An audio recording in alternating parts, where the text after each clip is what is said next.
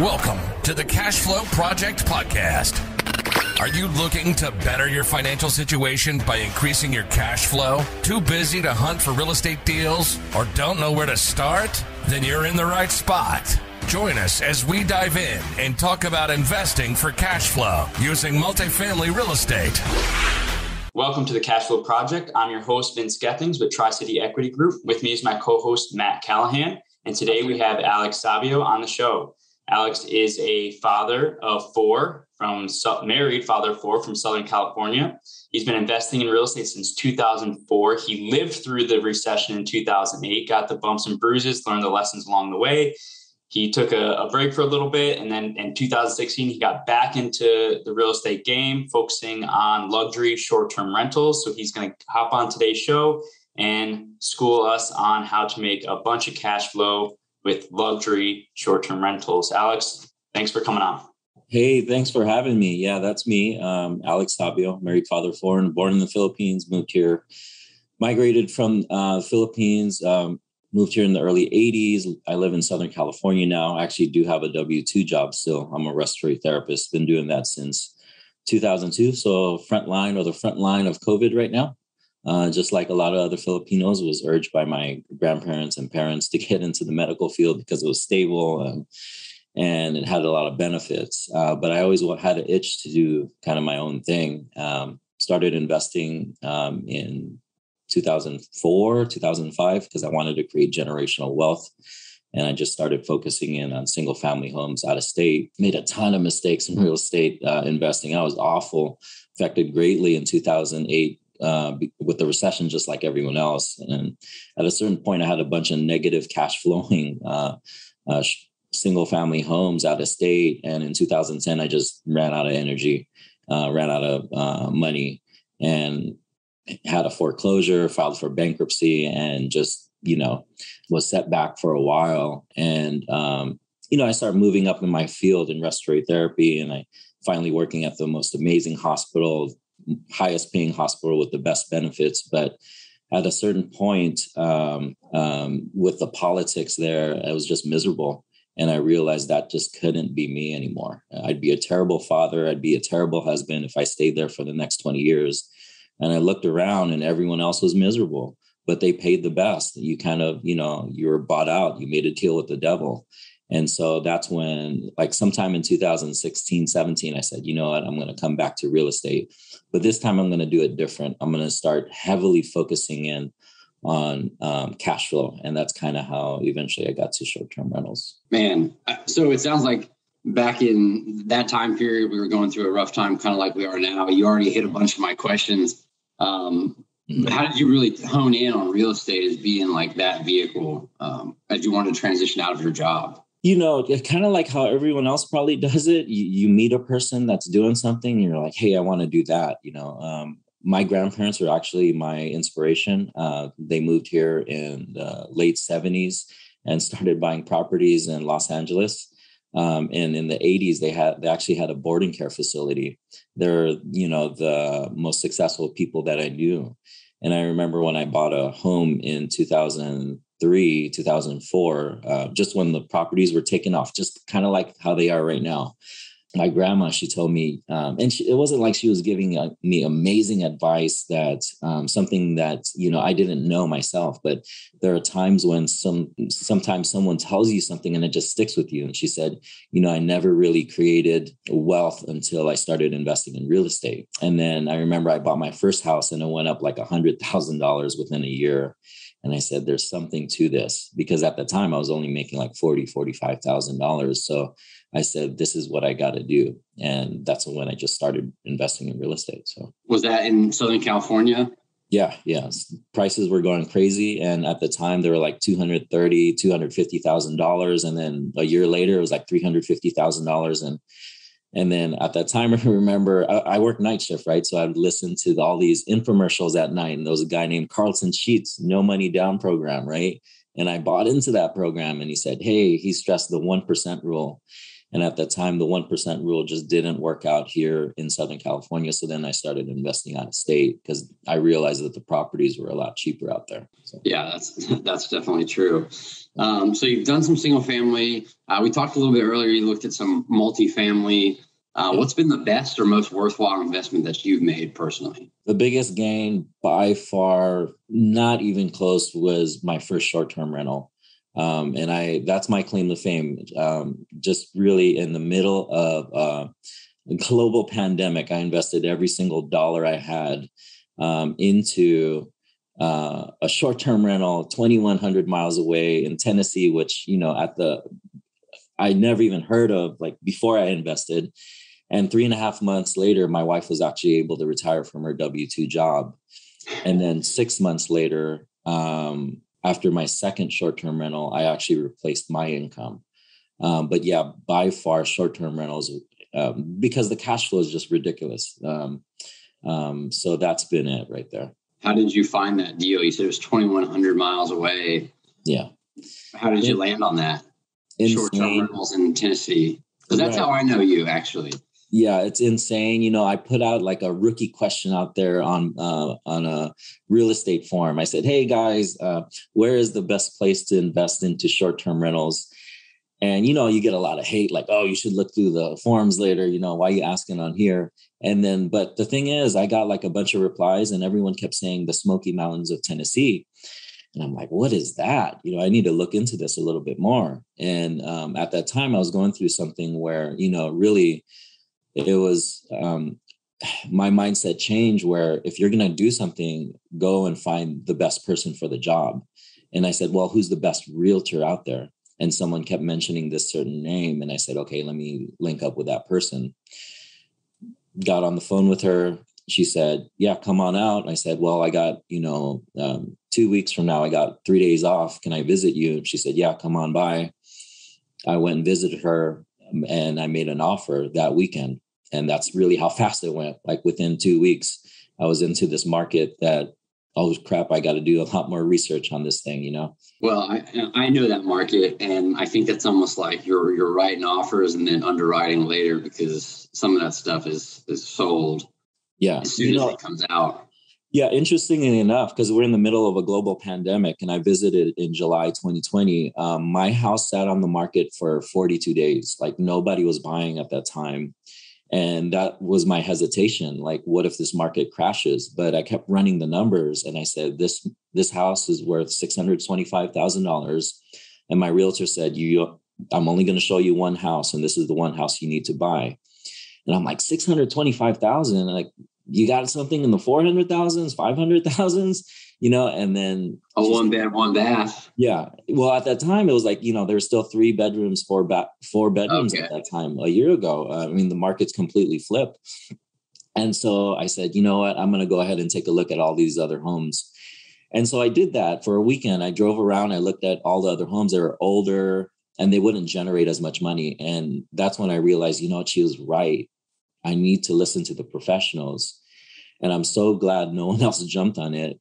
And I even thought about it. I was even slow to jump on it. And I called her back on a Monday and I said, let's go ahead and put a full price offer on that.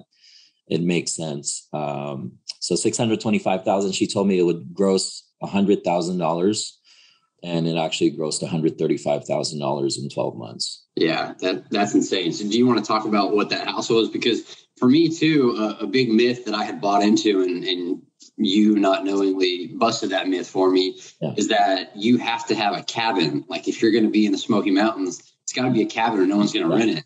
Yeah. You're the first person I saw that did new construction, pool in the basement. I'll let you talk about the property itself, but beautiful house. And in my mind, that made sense because as a renter, like I want something that looks new, looks clean. Like, I'm going to take my family there. And then I saw when you posted about the numbers it was doing, I'm like, I don't need a cabin. And that just opened my aperture. So my next one will probably be up there as well. Yeah. To me, it looks like a cabin. When I got there, I was like, oh, this looks like a cabin. But I realized like people like actually log cabins, but the thing is, here's the thing with the Smokies, supply and demand are heavily in your favor.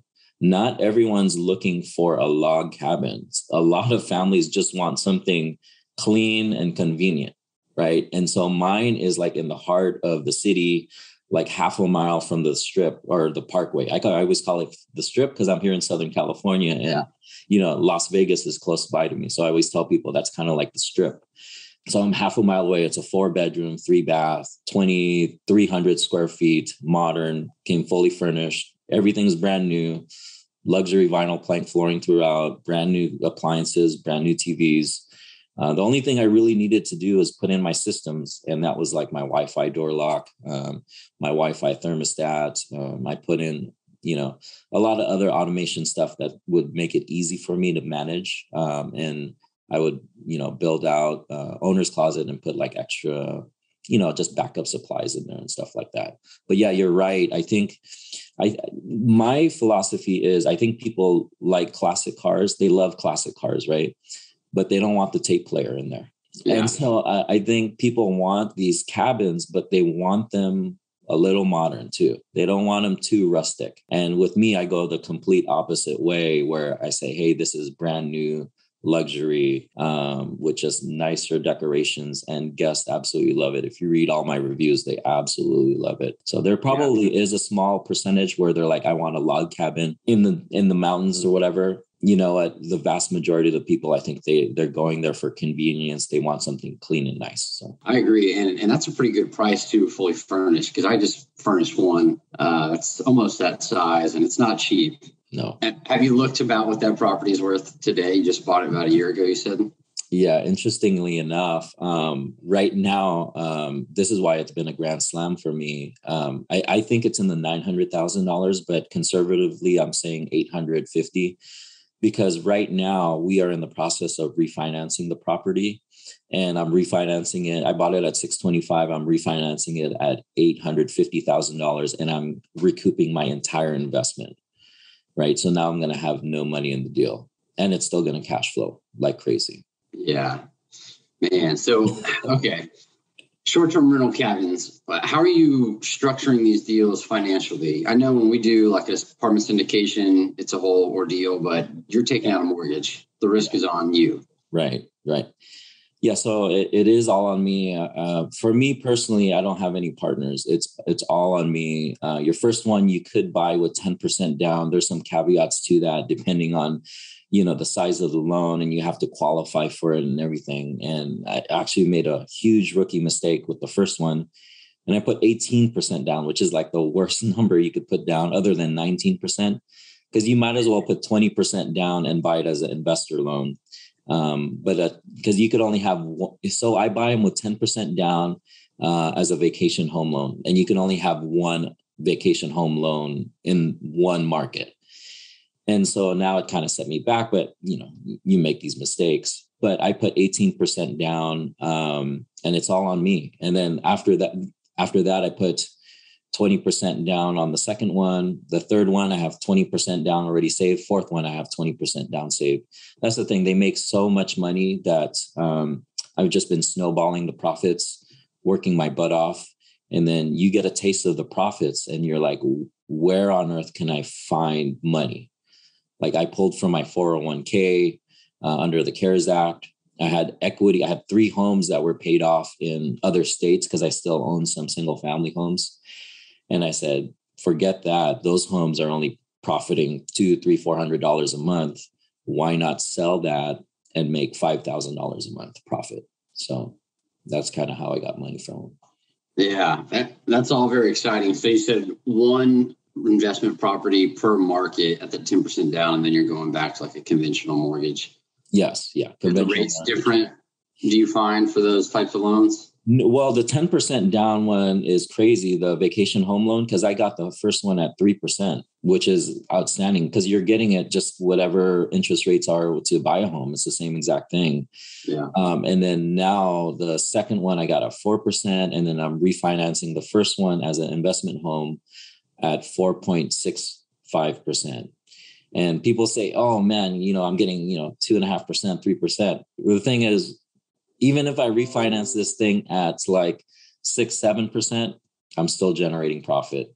And so, you could still make good money, even if your rates aren't as favorable. Yeah, that's exciting. And with a new construction, all that stuff's warranted, I assume. Yeah, it's a warranty. It's not like you won't have issues with brand new construction either versus older construction.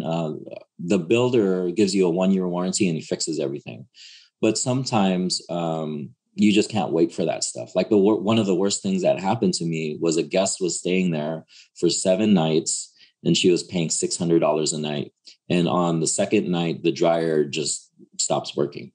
And so I called the builder up. I said, hey, can you go over there and check it out? And he said, oh, okay, it's our fault. The dryer, we'll replace the dryer, but it's going to take us 6 weeks to get the parts. I'm like, 6 weeks? I can't wait that long. These people need to wash their clothes and dry it. So anyway, I go to Lowe's.com, which is down the street, and they have a dryer there for $500. And I told the builder, can you go pick it up and install it? He said, yeah, I'll do it tomorrow. Picked it up and installed it and just hauled away the old one. So the warranty thing is kind of as good as, however you use it, but I can't wait that long for parts, That's the one thing with these short-term rentals. I always tell people, if you have enough money to solve a problem, you don't have a problem. And so these things generate so much income that $500 out of pocket was no big deal to me. I still profited like $7,000 that month. So, instead of profiting $7,500, boo-hoo, Yeah. No, that's interesting that you talk about that. So what are some other like systems and processes that you have? Because you're self-managing. That's your strategy. 2,100 miles away. Luckily, it's ahead of you. So hopefully, talk me through that. How do you manage one and kind of what do you think your capacity is? How many of these do you think that you're going to try to get under your belt? Yeah, you want to be able to manage everything on your phone, right? And so there's all of these automation apps. And I don't think I would have done this 3-4 years ago because a lot of these apps and stuff just wasn't around and the technology is still new and it's actually evolving to where it's getting easier and easier to manage. So like, let's say, so what you'll do is you'll have a channel manager. And so a channel manager will just adjust your listing and it will spit that out on Airbnb, VRBO, booking.com, your own booking website. So like, let's say if I change the title or something like that, then it could change it on all of them. And then I have automated, like they'll have automated messaging. So whenever a guest books, they get an automated message right away. And then I tell them, hey, you're going to get your next message 1 to 2 days from now, or 1 to 2 days before you check in. And it's going to give you the address. It's going to give you your door code. It's going to give you your Wi-Fi code. Because that's really what people want. They want the address. They want the Wi-Fi code. They want their door code. And then I'll send them the house rules. And so all of this is automated to the point where you're only fielding like probably 20% of the stuff people are going to be asking. Because if you set expectations with those house rules, and give them every piece of information they need, they're not contacting you. I would say probably 6 out of 10 guests don't contact me at all, and then the other stuff is really simple, where they'll contact you and it'll be stupid stuff a lot of times like, hey, where's the nearest bar? And you just really want to tell them, can you just Google that? But the thing is, you're in the hospitality industry versus, real estate. It's really more of a business than it is real estate. And you want to be nice to them. And the funny thing is I'll have like pre-written answers already for where's the nearest bar. And all I have to do is click nearest bar answer. So that's one of the biggest tools that's going to help you. And then there's different automation tools. Like I could send them their door code. What I do is I give them a door code that's the last 4 digits of their phone number.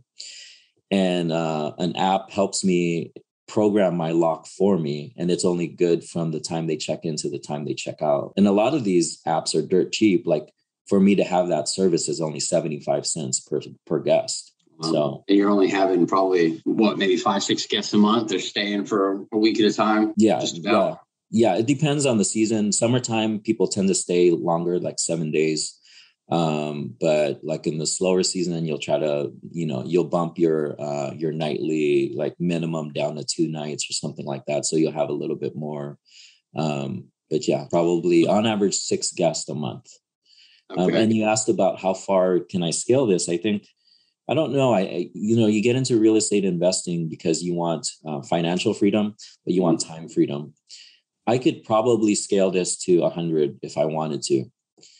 But do I want to? And the whole point of me investing is really time freedom. So I could spend time with my family and have time for cool things like hiking and biking and, traveling, and I don't know if I want to build the system out that big. Yeah. So maybe my target goal is like right now, 5 or 6. 5 or 6. Yeah. And there's something sexy about being like right now, I've replaced my wife's income and my income with just 2 short-term rentals. That's it. And I have 2 more being built. So that'll give me 4 within the next 6 months. To me, that generates about $20,000 to $25,000 a month on average. I don't really need that much more, man. That's financial freedom to me. Do you really want, I could go blow it up and double it in 2 years. But maybe I don't need that, Yeah. So we talked a little bit earlier, and kind of the reason why I'm participating in short-term rentals is that cash flow that then I can turn around and funnel into multifamily for some of the more benefits that he has aside from the paycheck. Yeah. Is that something that you're looking to do? It sounded like you were talking about some multifamily stuff. Yeah, absolutely. And that's kind of how it's weird how I got into short-term rentals is because I was trying to get into multifamily and, early 2020, I attended all these boot camps and I said, this is what I'm going to do. I'm going to scale my single family business into multifamily. And it just wasn't happening. COVID hit and travel restrictions and lending got almost impossible. But I learned underwriting. And I learned cash on cash return and I learned cost segregation. Oh, and the one short-term rental allowed me to pay 0 in taxes last year, which is amazing. It saved me like $40,000 last year. And so I learned all of the aspects of multifamily. And what I find is a lot of people weren't doing the things that I wanted to do. I wanted to merge multifamily with short-term rental. Like I talked about cost segregation study, and not a lot of people knew what that was with short-term rentals. And so to me, it fit perfect. But that is something that I'm thinking about. Like if I do profit $25,000 a month, do I just turn it around and invest passively into multifamily syndication like every other month or, whatever the deal offering is. So that way now all of a sudden you have your active income here and then you have your passive income coming in here. So yeah, which is going to continue to grow. And we could even punt events to talk about some of the multifamily benefits that kind of that strategy. We've looked at a couple of properties like that, multifamily, short-term rentals, and kind of merging the two. Yeah. You do cost segregation on a short-term rental? I do. I used Yona Wise with Madison Specs. I'm going to give him a plug right here because he's been amazing for me. But yeah, our first one gave us like a $207,000 deduction year 1 with bonus depreciation. And the cool thing is I don't have to share that with anyone. It's whereas multifamily, you're going to start sharing that, whatever your, percentage is. That's all mine. So. Yeah. Okay. Vince, do you want to touch on this a little bit? Because cost segregation, I know it's something that we do, but we're holding 3 to 5 years. I assume you're going to keep these short-term rentals long-term. What's recapture like on that? Yeah. Recapture, that's kind of something where I said, I'll cross that bridge when I get there. The goal is to eventually maybe move up bigger because I like to focus in on luxury cabins, a little bit more expensive. And so the goal was to eventually 1031 exchange into like something bigger, like a bucket list thing for me is to own something on the beach. I never thought I'd own something on the beach. That was the furthest thing from my mind. But with short-term rentals, it's extremely possible. So that's the goal. Any beaches that you're looking at? The beach, yeah. I mean, I'm looking at different markets to expand. Right now, I'm all in the Smoky Mountains. I'm going to have 4 in the Smoky Mountains here in about 6 months. I'd love to look I'm actively looking in Gulf Shores right now. I have a realtor texting me almost every day, sending me videos and stuff. I live here in Southern California. I wouldn't mind something close by. It's just, it's just easier, in different areas. I tend to focus in on short-term rental friendly areas. And I just don't want to deal with the hassle and the regulations if I don't have to. Yeah. I got a quick question for you about underwriting. So when you started doing this, you're looking at, $625 is what you paid for your first place. Yeah. How confident do you have to be in your underwriting to purchase a second mortgage like that, knowing like, hey, this payment's coming up, I've got to figure this out, because if I don't execute my business plan, I'm on the hook for a pretty substantial mortgage, and then to keep doing it. Yeah, you're scared as hell, right? And you're like, is this thing going to make me money? What the hell am I doing? We're in a global pandemic here, and we don't know if we're going to fall off a cliff. But I trusted. Here's the thing. What I did is I booked an Airbnb in the area, and I knew what I was paying. And then when I visited the market, I said, this market is crazy. There's wall-to-wall people. And at that moment, I understood the market. And I realized there was an extreme need for short-term rentals in the area. And I looked and I said, I paid $300 a night for this times 3. That home that I'm going to buy is a lot nicer with better location.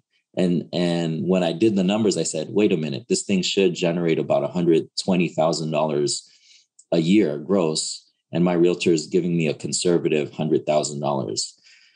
The realtor or anyone local there is going to be your best bet, especially for someone that's new that doesn't understand the market. I understand the market now. I could confidently go in there and buy, because the one thing I know is that this is much more of an art than it is a science. When you underwrite other properties, like whether it's single family home or multi-family home, you know what a 2-bedroom, 1-bath is going to rent, because everything else around the area is renting for the same amount. With me, I go in there and I deck out the place. I make it look really nice. I market it like crazy. And there's different pricing strategies that you can have to where you could generate so much more income. And so that's what I do. I definitely do it a little bit more conservative when I underwrite, but I know when I go in there, I just work harder than everyone else. And I just apply all of these different tools to help boost me to page 1. If I could get onto page 1, then I could charge more. My occupancy goes more, right? There's all of these Airbnb hacks that you can break or the algorithm and get to the top. And like I said, my pricing strategy, I'm probably in the top 5-10% of all the people that are making money in the area because of my pricing strategy. Yeah. So how does that work? I know there's some apps that'll kind of adjust it for you. There's the seasonality of the business. Right. How do you handle all that stuff? The seasonality and then price adjustments? Yeah. So there's dynamic pricing tools. That's one of your biggest tools that's going to help you. The dynamic pricing tool, and I use Price Labs. It costs $20 a month. If you're trying to go cheap on trying to save $20 a month, this business is not for you. $20 a month. What that does is it's going to look at the occupancy and the seasonality of your calendar, and it's going to adjust your prices depending on like the occupancy. Like, let's say you own a short-term rental in Miami and you have no idea, you don't know anything about football, but the Super Bowl is coming to town and you're priced at $199 a night. What Price Labs is going to do is say, hey, you know what, occupancy is going through the roof on this one specific day. We need to go ahead and increase the price. So that's what that does. Easily, that tool has generated me on my first one at least $30,000. Easy. That $20 a month investment has easily done that. So, do you find that it's like, because if someone already booked your place at $199 a month in Miami and the Super Bowl is coming, how soon is it picking up on those trends and adjusting before someone gets in and books your place and you leave a lot of money on the table? Yeah, my strategy is totally different. So I can't answer that question because I price my homes probably in the, if everything's going for $1,000, I'm probably pricing it at $1,200 a night. I'm pricing it extremely high and I'm extremely patient with it. Extremely patient. And I wait it out because, like I said, supply and demand are on your side, especially on the busy season. And I just wait that out. In the summertime, in July, we gross $64,961. And that's just me being patient. I know that's the busiest month of the year. And I know people need a place to stay. And on average, 2 cabins. Yeah, that's 2 cabins. And that's over $1,000 a night. And I'm being patient. I'm waiting. If it doesn't book, it doesn't book. That's kind of my attitude in the busy month. And I'd much rather push it than, hold back and have that security of getting it booked right away. But yeah, What's a bad month for you in that market? The bad month. So in January, I lost $3,000. And that's because I traveled to that market and I spent $2,000 and my plane tickets were $1,000. So really it was a break-even month. And that was a 40% occupancy. Now, mind you, I'm still new at that time and I'm not applying all of the strategies. Whenever you're a new host, you're not super host yet, you're not premier host. And you're still learning a lot of the process. You're still learning pricing at that time. That's the other thing versus long-term rental versus short-term rental. I don't have to deal with tenant rights at all. I don't have to deal with rent control at all. I could price this at $2,000 a night. If it doesn't get booked, it doesn't get booked. That's on you. But there's no law preventing you from doing that. So. Yeah, and that was one of the big complaints I saw, or not complaints, but people who were worried about buying a place is like, I wouldn't spend $800 a night on a cabin. So like, surely no one else will. But then one, there are people out there with significantly more money than we have. Right. But then two, your cabin probably sleeps 12, 14 people. Yeah. And so that's what I target. I target a minimum of 4 bedrooms because I would say about 3/4 of my guests are multiple families. Yeah. And there's 2 to 3 families. And when you understand your product, you understand that they have to pay $200-300 a night for a hotel, and they're going to be split up and they're going to be cramped into 2 queen beds. Whereas I provide a modern luxury cabin, granite countertops, fully, full kitchen, your own hot tub. My new one has its own indoor pool. Everyone has a king bed, and if you read all of my reviews, everyone loves it, even though, and I'm cheap as hell. I wouldn't pay anything, over $200, right? Like my family, we're cramping in. I don't care. But the thing is, people don't want to do that out there. You have over 12 million visitors coming every single year. You'll definitely have some cheap guests that are going to go cram themselves in a hotel, but there's so many people going to the market that you'll find, oh, I'm going to hold out for this one specific guest. It's 2 to 3 families that are spending time together, and they're going to share the cost. And at that point, it's actually cheaper for them. Yeah, they're looking for that only 10 IC, right? That's my cabin. Yeah, that's my cabin. It's called the only 10 IC. So. Yeah. Well, so what we like to do towards the end of these shows, I could talk all day. Vince is going to hit you with a fire round. I'm just going to throw you some questions. And all right. Hopefully I got the answers here. Whatever comes to mind. All right. Thanks. So before I get to that, I just had a couple questions kind of piqued my interest here. So are you getting conventional loans on these? I am. I'm getting to a point where I did find a good relationship with a couple of commercial lenders. And so that might be the route I go at that point. Okay. Because at a certain point, you might hit issues with debt to income ratio. Yeah, that's where I was going. Yeah. Yes. So that's what, sorry, go ahead. Yeah, you'll find a lender that you want to find them that understands the market, that understands short-term rentals, that they base their loans on DSCR, debt service coverage ratio. And especially if you have a track record already, right? So I buy brand new constructions. My second one was a 4-bedroom, 4.5 bath with an indoor pool. And we think it's going to generate $200,000. We have a track record already. I document everything. I could go back to the lender, and my third one is actually the same exact floor plan. And I'm like, hey, this one is, 2.5 miles away.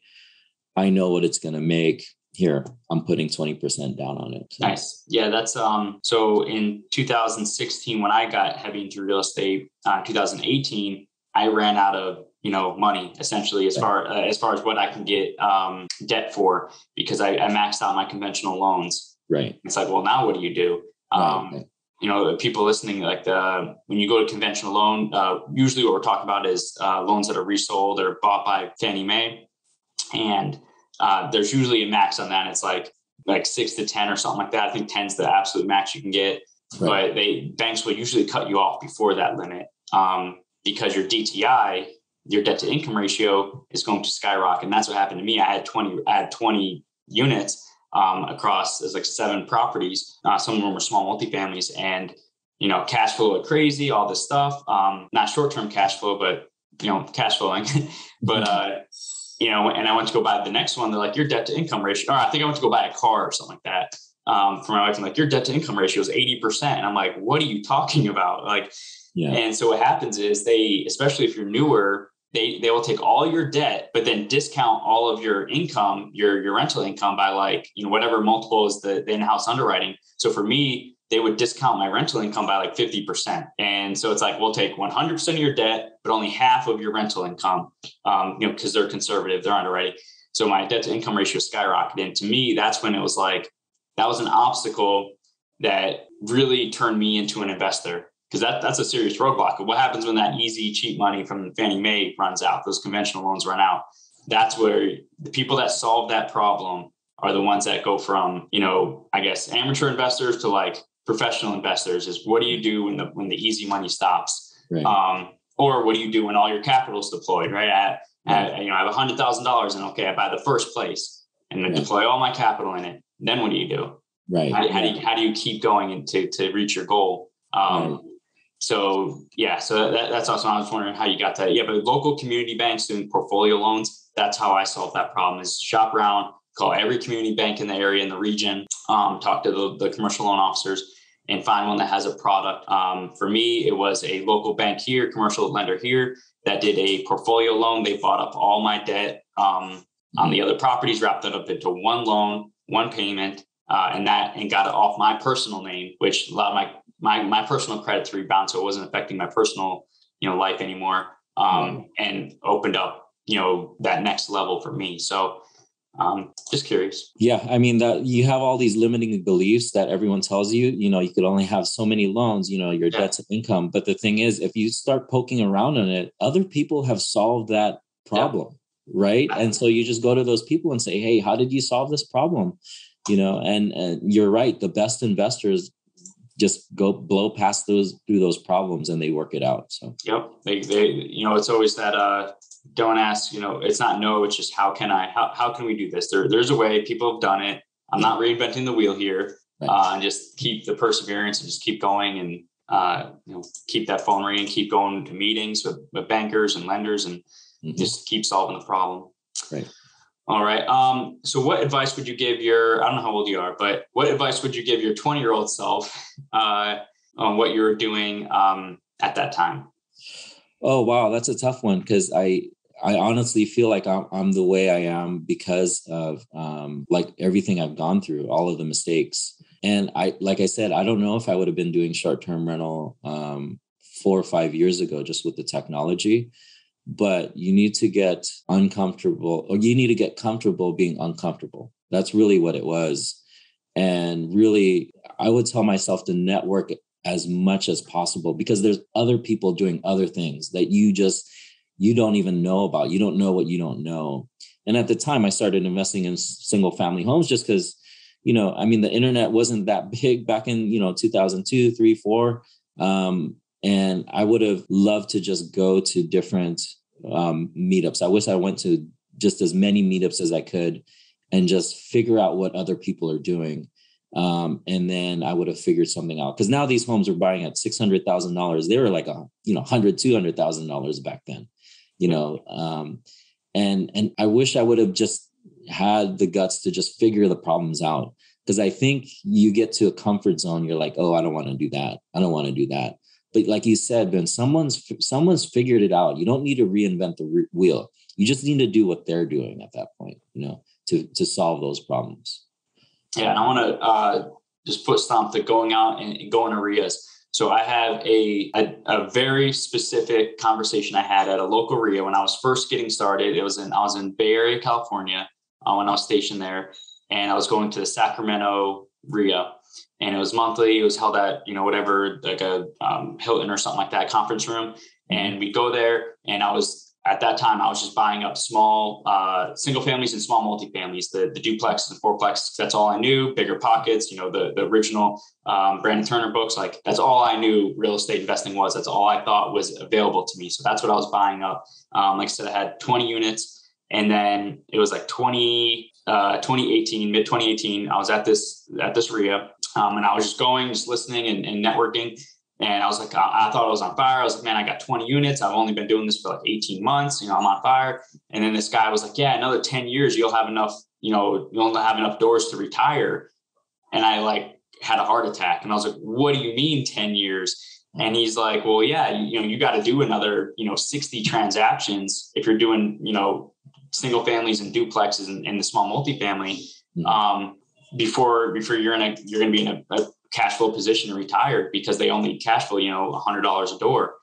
And I about had a heart attack. And I was like, I've been grinding like 20 hours a day for the last like 2 years to get here. And you're telling me I got another 10 years to go. So it was like that distinct point where I was like, all right, I'm done. I'm not going to be doing the duplexes and single family rentals anymore in the Midwest. And that's when I was like, I got to figure out there's another way down multifamily, figured that problem out. And now, here we are, 2 more years later, in a much better position. So it was, so the networking absolutely is important. Just get out there. Even if you don't know what you don't know, you don't even know what questions you want to ask. Just go there and just absorb the conversations and the speakers that go to those type of events. Right. Absolutely. All right. Well, I'm going to skip out 3 more questions, but let me see. Let's go to the fire round. We're running low. All right. So fire round. What is the best book you would recommend other than Rich Dad Poor Dad? I love mindset books. So I'm going to go different than probably what most people say, but I say Can't Hurt Me, David Goggins. And I absolutely love that. And the audiobook, you got to listen to the audiobook and read with it. The extended chapters in between. Where they interview him, and it's gold. I mean, I do a lot of extreme stuff. Like I love to hike. I do like these crazy run streaks. Right now I'm trying to burn 1,000 calories every single day for a month. And so I've listened to that audiobook 3 times. And really, this thing's all about mindset. You get your mindset and you get your, motivation down, you're going to figure this out. And so David Goggins, Can't Hurt Me. You can't go wrong with that book. Yeah, absolutely. I listen to that when I train. I have always funny story. I probably told on here before on one of these shows, but it was like, I was listening at the first time and I was running and I was like, I don't know, it was pretty early on in the run, like maybe like 3 miles in. And like I strained my, one of the ligaments, maybe like an ACL or something like that. Yeah. And I just got him in my ear. Like I ran a marathon with broken legs, like stopped being a, little beat. And I'm just like limping home on my strained tendon. I felt like such a wimp. But that's usually the book I listen to when I work out. At least I get you going. Whenever you try to feel sorry for yourself, it's always a good kick in the shorts to get out of your own head and just get it done. Yep. Love it. He's intense. That's for sure. What is your superpower? It's kind of weird. I didn't really know what my superpower was until maybe 1.5 years ago, until I started going to as many meetups and just talking to investors left and right. I talked to probably 12 new investors every single week. And so my superpower is actually like bringing people together. Someone has a need. They're like, hey, I'm wanting to invest here in the Midwest. I'll say, hey, I know a guy. Let me give you that person. And just giving someone that nudge, giving someone that little, that nugget propels them. And so whenever, like, I've probably helped, I don't know, probably 20 people buy short-term rentals. And they just needed this little push, this little, connection. And so that's something I didn't know I had, but just giving people those connections has propelled a lot of other people. So nice. The great connector.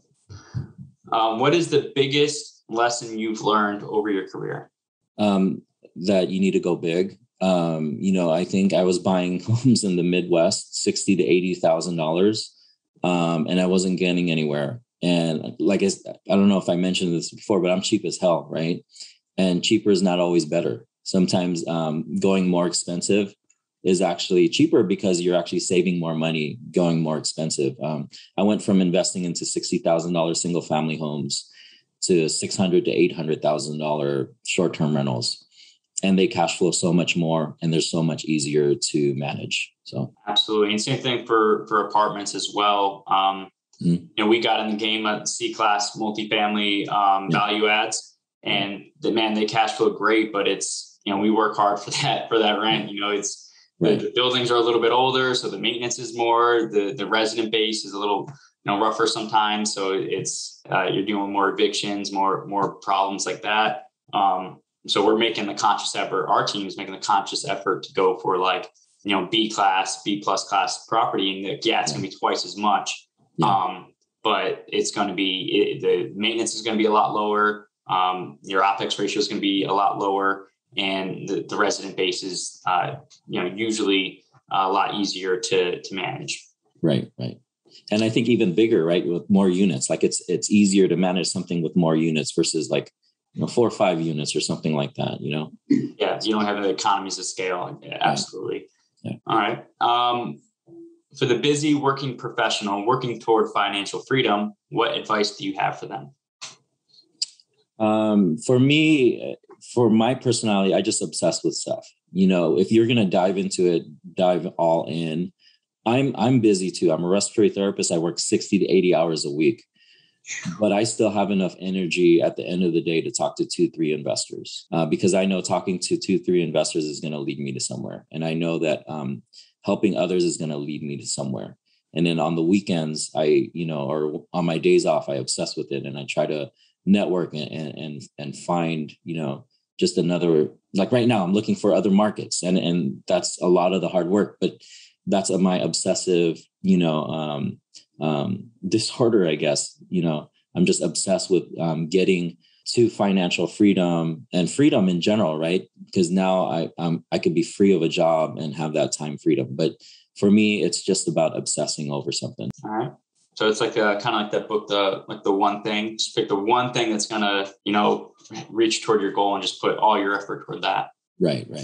You'll get there. Just the one thing that's always stuck with me. I used to play baseball and basketball in high school, and there's these little nuggets that someone tells you. And I remember my coach screaming, "The harder we work, the luckier we're going to get." Mm-hmm. And so that's me. I just work my butt off. I keep working, and something's gonna work out.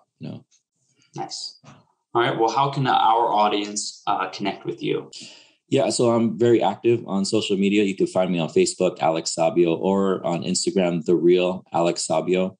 And right now I'm building a community for other healthcare professionals. So if you look up on Facebook, healthcare professionals, real estate investors, we're trying to network other like doctors and nurses that want to get into real estate. And we're just giving them, valuable information and education. I have meetups there all the time. So yeah, look me up over there. And I love talking real estate. You're not bothering me. I could go on for hours, really. So awesome. Well, that's all we have. Have any last words of advice? No, I'm good. Just get into the game. Get into the game right away. So awesome. Well, thanks for coming on, and we'll check in with you maybe a year out, and we'll see where you're at next year in this crazy journey of Smoky Mountain short-term rentals. Absolutely. Thank you for having me. Man, Vince, a great show with Alex today. I could talk about, the same thing every show. I could talk about real estate all day. Just sitting here and listening to people and realizing kind of all the different ways to get to ultimately freedom is what we're all doing this for. Some of the big things that he talked about today that really stood out to me is breaking that mindset, getting started today, going out and picking a strategy and just executing it, and kind of getting over like starting small because you think that that's the lower barrier to entry. However, going bigger, faster, it can really help you avoid some obstacles that you might get with some of the lower end properties, whether it's short-term rentals, multifamily, like duplexes or big asset classes that we're looking at. We face new problems with like C-class properties that you might not with B+. Another thing that he talked about was automation. He's able to run his whole business from his cell phone using different apps, and then just kind of the cost for those is negligible. He talked about 75 cents to send a unique code for his guests to get in, and he's only got 6 per month, but it's making him so much money on the back end through either the time cost of money. Alex is doing cost segregations on single family, which is kind of a unique strategy because generally you would think that that's not the juice isn't worth the squeeze on that. But when you're looking at more expensive, which kind of goes back to breaking that mindset, more expensive assets as you get pushing up there closer to $1 million, And then the cash flow, you're keeping a lot of money in your pocket with those cost segregations, right? It doesn't really matter at the end of the day how much money you can make. It matters how much you can keep. And then finally, the last thing that he hit on, and I think you and I both agree is absolutely important, is networking. You don't know what you don't know. And then getting out there and meeting people and being a connector of relationships. It might not benefit you on the front end, but ultimately that's going to come back to you is just building that human capital out there. So great show with Alex today. I really enjoyed having him on. Absolutely, Matt. And if you're interested in learning more about passive investing, go to tricityequity.com, download our free guide. To connect with like-minded investors, join our Facebook group, Honolulu Multifamily and More. And if you found value in this podcast, please subscribe and give us a review on Apple Podcasts or wherever you're listening from. And if you know anyone that might resonate with today's podcast, please share the episode. See you next time.